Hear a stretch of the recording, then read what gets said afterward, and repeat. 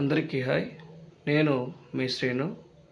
అయితే ఈరోజు మనకు టాపిక్ వచ్చేసరికి మన బాడీలో ఎలా అయితే పార్ట్స్ అనేవి ఉంటాయో అదేవిధంగా మనకి ఇంగ్లీష్లో పార్ట్స్ అనేవి ఉంటాయి. వాటినే పార్ట్స్ ఆఫ్ స్పీచ్ అని మనం అనుకుంటూ ఉన్నాం. అయితే ఈ పార్ట్స్ ఆఫ్ స్పీచ్లో ఏముంటాయి వాటి గురించి మనం ఈ వీడియోలో నేర్చుకుందాం. అయితే ఇప్పటివరకు మన ఛానల్ని సబ్స్క్రైబ్ చేయనట్లయితే ఇప్పుడే సబ్స్క్రైబ్ చేసుకోండి. ఎందుకంటే మన ఛానల్లో చిల్డ్రన్స్కి అవసరమయ్యేటువంటి చాలా ముఖ్యమైన ఇన్ఫర్మేషన్ అనేది వీడియోస్లో పెట్టడం జరుగుతుంది. అయితే ఇప్పుడు మనం ఈ వీడియోలో పార్ట్స్ ఆఫ్ స్పీచ్ గురించి నేర్చుకుందాం. అయితే ఇంకా వెయిట్ చేయకుండా టాపిక్లోకి వెళ్ళిపోదాం.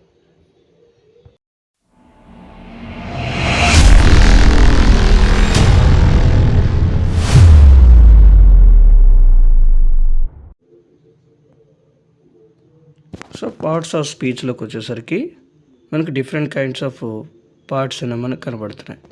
సో అవి ఏంటి అంటే ఫస్ట్గా నౌన్, అలాగే pronoun, verb, adverb, adjective, conjunction, preposition and interjection.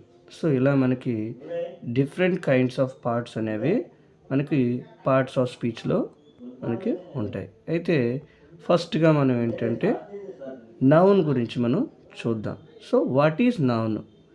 Noun అంటే a noun is a person, place, animal, thing or idea. అంటే నౌన్ అనేది దేన్ని తెలియజేస్తుంది? A noun is a person అంటే ఒక పర్సన్ తాలూకా నేమ్ కానీ, అండ్ ప్లేస్ తాలూకా నేమ్ కానీ, యానిమల్ తాలూకా నేమ్ కానీ, and thing or ideas. So అలాంటి నేమ్స్ని తెలియజేసే వాటిని ఏమంటాము? నౌన్ అని అంటాము. Noun is a person, place, animal, thing or idea. So ఫస్ట్గా పర్సన్స్ మనం ఇక్కడ చూసుకున్నట్లయితే లైక్ ఏ man, girl, Steve, child, grandma, ఇలాగా సీత, రాధ, ఇలా మనకి పర్సన్స్ తాలూకా నేమ్స్ అనేవి తెలిపినట్లయితే దాన్ని నౌన్ అని చెప్తాం. లైక్ ఇంకొకటి ఏంటి? Places. So places like Paris, city, school, home, ఇలాంటి ప్లేసెస్ తాలూకా నేమ్స్ని తెలిపేదాన్ని కూడా నౌన్ అంటాం. మరి థర్డ్ వన్ చూసుకునేసరికి యానిమల్స్ తాలూకా names like a dog, cat. So ఇలాంటి ఏవైతే యానిమల్స్ నేమ్స్ తెలిపేది వాటిని కూడా నౌన్గా మనం ఇంకేంటి లాస్ట్గా మన థింగ్స్ లైక్ ఏ బుక్ కానీ, పెన్సిల్, యాపిల్. సో ఇలా ఏవైతే మనకి నేమ్స్ని తెలుపుతున్నాయో అంటే పేర్లను తెలిపే వాటిని ఏమంటాము? నౌన్ అని మనం చెప్పుకుంటూ ఉన్నాం. సో నౌన్ అనేది ఏంటట? నేమ్స్ని తెలియజేస్తుంది. లైక్ రాధ, సీత, రమ, శ్రీను, శివ, ఇలా. అలాగే ఇండియా, ఏషియా. సో ఇలాంటి ప్లేసెస్, థింగ్స్, వీటన్నిటి గురించి నేమ్స్ని తెలిపే వాటిని నౌన్ అని మనం చెప్పుకోవచ్చు ఇందులో. సో నెక్స్ట్ సెకండ్ వచ్చేసరికి సెకండ్ పార్ట్స్ ఆఫ్ స్పీచ్లోకి pronoun. So pronoun, what is mean by pronoun? Pronoun అంటే ఏంటి? A pronoun is a word that is used as a substitute of a noun or a noun phrase. అంటే a pronoun is a word. Pronoun అనేది ఏంటంటే ఒక word అయితే that is used as a substitute అంటే ఒకదానికి బదులుగా, అంటే నౌన్కి బదులుగా, అంటే instead of noun we can use that pronoun. So pronoun అనేది ఏంటి అంటే నౌన్కు బదులుగా యూజ్ చేసేదాన్ని ప్రొనౌన్ అని మనం చెప్తూ ఉన్నాం. సో ఫర్ ఎగ్జాంపుల్గా ఐ అంటే నేను, వి, అలాగే you, he, she, it, this, that, etceteras. ఇలా మనం చెప్పుకుని పోతే like Rama went to forest. So Rama అనేది ఏంటి? నౌను. రామునికి బదులుగా మనం ఏం చేయొచ్చు? రామ అనే దానికి బదులుగా he went to forest. Like Rama went to forest అంటే రాముడు అడవికి వెళ్ళాడు. దాన్ని ఇన్స్టెంట్గా రామ అనేది ఏంటి? నౌన్. సో నౌన్కు బదులుగా మనం ఏం చేయొచ్చు? రామ అనే దానికి బదులుగా హీ అంటే అతడు, హీ వెంట్ టు ఫారెస్ట్, అతడు అడవికి వెళ్ళాడు. సో ఈ విధంగా నౌన్కి బదులుగా మనం యూజ్ చేసేదాన్ని ప్రొనౌన్ మనం చెప్పుకోవచ్చు. ఓకే, నెక్స్ట్ వచ్చేసరికి సో ప్రొనౌన్ అనేది ఇక్కడ మనం చూసుకోవచ్చు ఈ వీడియోలో. ప్రొనౌన్స్ అనేది ఎక్కడెక్కడ వాడతాము. Pronouns are words that replace nouns. అంటే మనం ఆల్రెడీ చెప్పుకున్నాం, నౌన్స్కి బదులుగా రీప్లేస్ చేసుకోవచ్చు. Like a she or her ఇక్కడ మనం చూసుకోవచ్చు. అలాగే them or they and it అది, సైకిల్ కదా అది. సో దాన్ని మనం ఇట్ అనే దాన్ని కూడా మనం ప్రొనౌన్ యూజ్ చేసి చెప్పుకోవచ్చు. మరి పార్ట్స్ ఆఫ్ స్పీచ్లో థర్డ్ది వచ్చేసరికి adjective.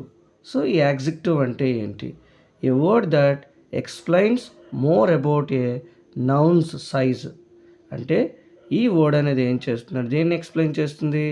More about nouns, noun తాలూకా సైజ్ కానీ, షేప్ కానీ, ఏజ్ కానీ, కలరు, ఇలాంటి మనం ఏవైతే స్పెషల్ క్యారెక్టర్స్ ఉన్నాయో అంటే దాని తాలూకా క్వాలిటీస్ని మనకి ఎక్స్ప్లెయిన్ చేసేదాన్ని ఏమంటాము? యాడ్జెక్టివ్ అంటాము. లైక్ ఇక్కడ ఎగ్జాంపుల్స్ ఇచ్చాడు. బిగ్ అనేది యాడ్జెక్టివ్గా మనం చూసుకున్నట్లయితే దట్స్ ఏ బిగ్ టేబుల్, అది చాలా పెద్ద టేబుల్. సో ఇక్కడ మనకి బిగ్ అనేది ఏంటిట? ఆ టేబుల్ ఏదైతే నౌన్ ఉందో ఆ నౌన్ తాలూకా ఇక్కడ మనకి దట్స్ ఏ బిగ్ టేబుల్ అంటే దాని తాలూకా క్వాలిటీని ఎక్స్ప్లెయిన్ చేస్తుంది బిగ్ అనేది. అలాగే ఇక్కడ రెండవది మనకు చూసుకుంటే సెకండ్లో చాక్లెట్ అనేది చూస్తే ఐ లవ్ చాక్లెట్ కేక్ అంటే లవ్ అనేది ఏంటంటే అక్కడ యాడ్జెక్టివ్గా మనం చెప్పుకోవచ్చు. అలాగే French, look at my French clock అంటే అక్కడ మనకు ఫ్రెంచ్ అనేది ఏంటంటే యాడ్జెక్టివ్గా మనం చెప్పుకోవచ్చు. ఏంటిట? ఒక నౌన్ తాలూకా క్వాలిటీని ఎక్స్ప్లెయిన్ చేసింది. Like a green colour, the banana looking like yellow colour.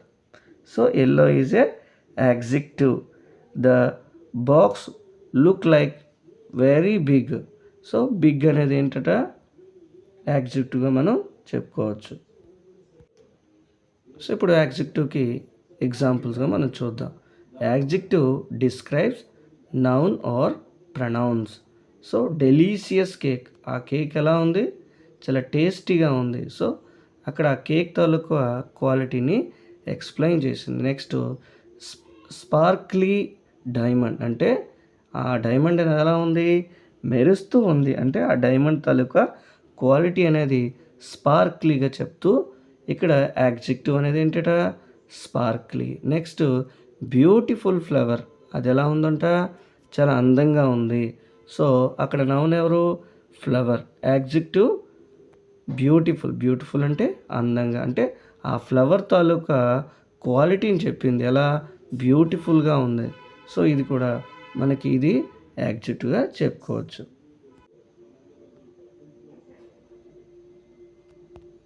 Next verb. So verb అంటే ఏంటి? క్రియ. A verb is one of the main parts of sentences.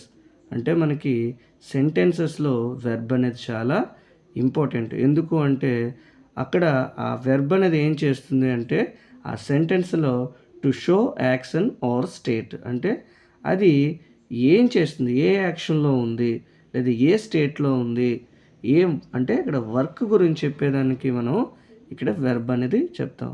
So for ఎగ్జాంపుల్గా వి గో టు స్కూల్, మేము ఎక్కడికి వెళ్తున్నాం? స్కూల్కి వెళ్తున్నాము. సో అక్కడ వెళ్ళడం అనేది ఏంటట? ఒక వెర్బ్, అంటే ఒక వర్క్ జరుగుతుంది. So go is the verb. He likes cat, so అతడికి క్యాట్స్ అంటే ఇష్టం. సో అంటే అక్కడ వెర్బ్ మనం ఏంటి? లైక్స్ అంటే ఇష్టపడుతున్నాడు కాబట్టి. షీ బికమ్స్ ఏ టీచర్, ఆమె టీచర్ అవుదాం అనుకుంటుంది కాబట్టి అక్కడ స్టేట్ గురించి చెప్తున్నారు కాబట్టి ఇక్కడ వెర్బ్ అనేది బికమ్ అనేది మనం ఇక్కడ చెప్పుకోవచ్చు. అంటే వెర్బ్ అనేది ఏంటంటే ఏదైనా ఒక వర్క్ని చెప్తున్నదని. సో ఏదైనా కూడా అవ్వచ్చు, పనుల గురించి, లైక్ ఏ రన్నింగ్, జంపింగ్. సో ఇలాంటి ఏవైతే ఉన్నాయో వాటన్నిటిని కూడా వెర్బ్స్గా మనం చెప్తూ ఉంటాం. సో ఇప్పుడు ఎగ్జాంపుల్ చూసుకున్నట్లయితే వెబ్స్ అనేది చూస్తే ఇక్కడ చూస్తే పిక్చర్లో మనకు కనపడినట్టుగా రన్ను, స్విమ్ము, జంపు, స్టడీ. సో ఇలా డిఫరెంట్ కైండ్స్ ఆఫ్ వెబ్స్ అనే మనం పార్ట్స్ ఆఫ్ స్పీచ్లో చూసుకోవచ్చు. ఓకే, ఇప్పుడు యాడ్వర్బ్ గురించి చూద్దాం. So what is adverb? An adverb is a part of speech. So ఇది కూడా మనకి పార్ట్స్ ఆఫ్ స్పీచ్లో ఒక భాగము. The describes or modifies a verb and adjective another adverb. అయితే ఇక్కడ మనం చూసుకున్నట్లయితే ఈ యాడ్వర్బ్ అనేది ఏం చేస్తుందంటే డిస్క్రైబ్స్ అంటే దాన్ని వివరించడం కానీ, లేదా మోడిఫైస్ ఏ వెర్బ్ అంటే వెర్బ్ని మోడిఫై చేయడము, అంటే యాడ్జెక్టివ్ యాడ్ అవ్వడం. సో ఇలాంటివన్నీ జరుగుతూ ఉంటుంది. Like she runs quickly. ఆమె ఎలా పరిగెత్తుంది? చాలా త్వరగా పరిగెత్తుంది. అంటే అక్కడ వెర్బ్ అనేది ఏమైంది? వెర్బ్ అనేది ఏంటి? రన్. అంటే దానికి ఆ రన్కి ఏమైంది? డిస్క్రైబింగ్ జరిగింది. ఏంటట? ఎలా పరిగెత్తూ ఉంది, లైక్ క్విక్లీగా పరిగెత్తూ ఉంది. They were really unhappy. వాళ్ళు ఎలా ఉన్నారు? చాలా అన్హ్యాపీగా ఉన్నారు. So they were really unhappy. So really అంటే నిజంగా, అన్హ్యాపీ అంటే వాళ్ళు సాడ్గా ఉన్నారు. సో ఇక్కడ రియల్లీ అనేది మనం చూసుకున్నట్లయితే యాడ్జెక్టివ్కి యాడ్ అవుతూ అన్హ్యాపీ. సో ఇది వెర్బ్ అనేది మోడిఫికేషన్. రియల్లీ అనేది వెర్బ్ మోడిఫికేషన్ జరిగింది. అలా ఇక్కడ ఏం యాడ్ అయింది? యాడ్జెక్టివ్. ఏంటట? అన్హ్యాపీ అనేది యాడ్జెక్టివ్ అనేది వచ్చింది. అలాగే నెక్స్ట్ ఎగ్జాంపుల్ మనకి John plays tennis very well. John అనేటువంటి వాడు ఎలా ఆడతాడంట? చాలా బాగా టెన్నిస్ ఆడతాడు. సో వెరీ అనేది మనకి ఇక్కడ చూసుకున్నట్లయితే ఎక్స్టర్నల్గా మనకి ఇక్కడ యాడ్వర్బ్గా యాడ్ అవుతూ ఉంది.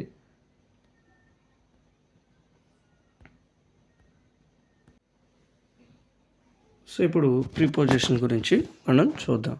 సో ప్రిపోజిషన్ అంటే ఏంటి? Preposition is a word which is used before a noun. అంటే ప్రిపోజిషన్ ఏం చేస్తాం? ప్రీపొజిషన్. సో అంటే ఏంటి? ఏదైతే నౌన్ కానీ నౌన్ ఫ్రేజ్ కానీ దాని ముందు మనం యూజ్ చేసేదాన్ని ప్రీపొజిషన్ అని మనం చెప్తూ ఉన్నాం. సో ఈ ప్రిపోజిషన్ అనేది ఏం చేస్తుందంట? Connecting it to another word. అంటే ఇది వర్డ్ని కనెక్ట్ చేయడంలో యూజ్ అవుతూ ఉంటుంది. ఏమైనా వర్డ్స్ ఉన్నాయి అంటే టూ వర్డ్స్ని కనెక్ట్ చేస్తూ ఉన్నట్టుగా మనం ఇక్కడ చెప్పుకోవచ్చు. So connecting it to another word, ఇంకొక వర్డ్ని కలపడానికి మనకి ప్రిపోజిషన్ అనేది యూజ్ అవుతూ ఉంటుంది. మరి ఏంటి ప్రిపోజిషన్స్? ఎగ్జాంపుల్స్ వచ్చేసరికి ఇన్, ఆన్, ఎట్ అనేటువంటి ప్రిపోజిషన్స్కి ఎగ్జాంపుల్స్గా మనం చూసుకోవచ్చు. లైక్ ఇన్ మనం చూసినట్లయితే in the morning, in the afternoon, in the evening, in January ఇలా మనం చెప్తూ ఉన్నాం. అలాగే on Monday, on Wednesday, on Sunday. అలాగే మంత్స్ ముందు మనం ఏం చేస్తామంటే ఆన్ అనేటువంటి ప్రిపోజిషన్ మనం యూస్ చేస్తూ ఉన్నాం. అలాగే టైం మనం చెప్పాలంటే పలానా దగ్గర ఉన్నాము పలానా టైంకి అంటే ఎట్ అనేటువంటి ప్రిపోజిషన్ మనం ఇక్కడ యూస్ చేస్తూ ఉన్నాం. ఓకే, ఇక్కడ మనకు కనిపిస్తుంది కదా.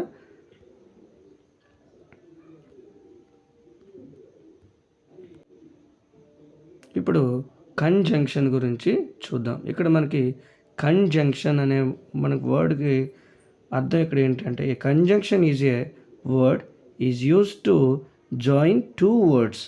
సో జంక్షన్ అని ఉంది. సో జంక్షన్ అంటే కలిపేది అంటే ఏంటి కలుపుతుంది? ఇక్కడ టూ వర్డ్స్ని కలిపేదాన్ని ఇక్కడ కంజంక్షన్గా మనం చెప్తున్నాం. For example Mohan run fast but he miss the train. Mohan చాలా బాగా వేగంగా పరిగెత్తాడు, బట్ ఏమయ్యాడంట? He missed the train. అతను ట్రైన్ మిస్ అయ్యాడు. సో ఇక్కడ మనకి కంజంక్షన్గా ఏంటట? బట్ అనేది యూజ్ చేయడం. ఇక్కడ మోహన్ ఫాస్ట్గా పరిగెత్తాడు కానీ ట్రైన్ని మిస్ అయ్యాడు. సో ఇక్కడ బట్ అనేది ఏంటట? కంజంక్షన్గా మనం చెప్పుకోవచ్చు. అలాగే two and two make four. Two అంటే రెండు మరియు రెండు కలిస్తే ఏమవుతుందంట?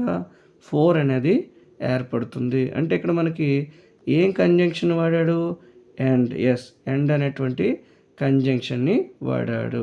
సో ఈ విధంగా కంజంక్షన్ అనేది ఏం చేస్తుందంటే టూ వర్డ్స్ని జాయిన్ చేయడానికి యూజ్ అవుతూ ఉంటుంది.